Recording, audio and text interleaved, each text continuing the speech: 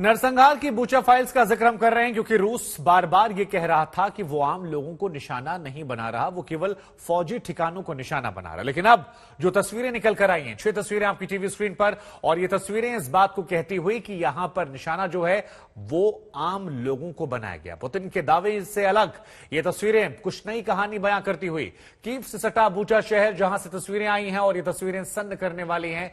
रूसी सेना के शहर छोड़ते ही घर, बंकरों, सड़कों पर लाशों का अंबार दिखने लगा है। कई ऐसे हैं जिनके हाथ पैर बंधे थे, कई को पॉइंट ब्लैंक रेंज से गोली मार दी गई है। कई महिलाओं की लाशें बिना कपड़ों के दिखाई पड़ रही हैं।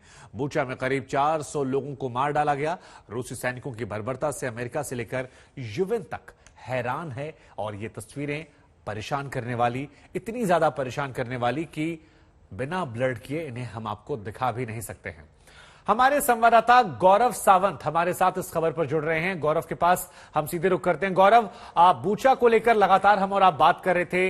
इस्तांबुल में जब बैठक हुई उसके बाद ये उम्मीद जताई गई कि कीव आसपास के शहरों में शांति आएगी, लेकिन रूसी फौज तो चली गई, लेकिन जो तबाही के निशान हैं वो रोंगटे खड़े करने वाले हैं। जरा बताइए आपने क्या देखा वहां पर, क्योंकि जो तस्वीरें आप भेज रहे हैं वो वाकई में मन को परेशान करने वाली हैं, विचलित करने वाली हैं।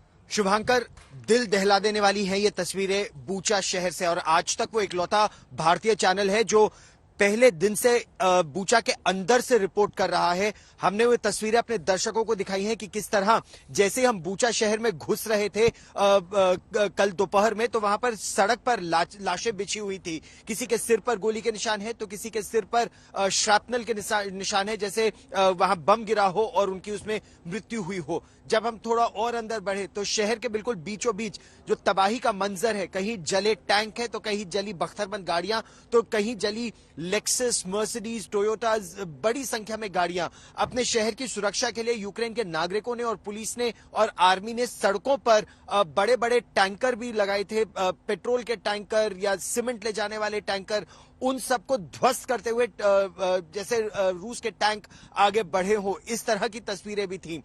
फिर शहर के अंदर कोई ऐसी बड़ी इमारत नहीं थी जो ध्वस्त ना हुई हो आर्टिलरी शेलिंग में, रॉकेट फायर में या मिसाइल अटैक में।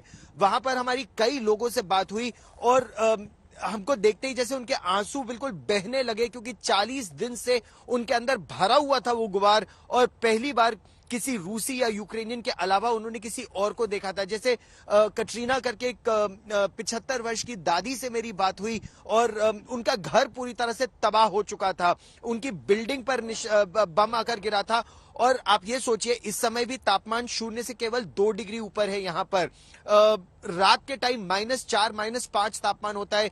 कल तेज बर्फ भी गिर रही थी और उसमें पूरा परिवार सड़क पर बैठा था, क्योंकि घर है ही नहीं। जिनके घर है भी तो बुरी तरह से तबाह हो चुके हैं। वहां पर आग लग गई थी भारी बमबारी के बाद। सड़क पर बैठे, ना बिजली, ना पानी, ना गैस, ना सुरक्षा, और खाएं तो क्या खाएं, जाए तो कहां जाएं, किससे बात करें। वो लोग डर के मारे बस बंकर में दुबके बैठे रहे लगभग 1 महीने तक। और किसी तरह कल वो निकल कर आए तो क्या खाने को मिल रहा था कि कुछ पेड़ पे से तोड़ लिया तो खा लिया, कुछ खेतों में है तो निकाल कर खा लिया। कल एड वर्कर्स वहां पहुंचे हैं तो उनको कुछ खाना मिल रहा है, मेडिकल अटेंशन मिल रहा है। और ये जो आरोप है जो यूक्रेन की सरकार ने लगाए हैं बहुत गंभीर है। लोगों के हाथ बंधे, कपड़े उतरे और उन्हें क्लोज क्वार्टर पे गोली मारी गई। बिल्कुल गौरव, ये तमाम तस्वीरें अपने आप में चीख चीख कर गवाही देती हुई, इसी वजह से इन्हें ब्लड करके दिखाना पड़ रहा है, क्योंकि ये वो त्रासदी, वो नरसंहार है जिसे शायद खुली आंखों से देखना एक भयावह मंजर जैसा है।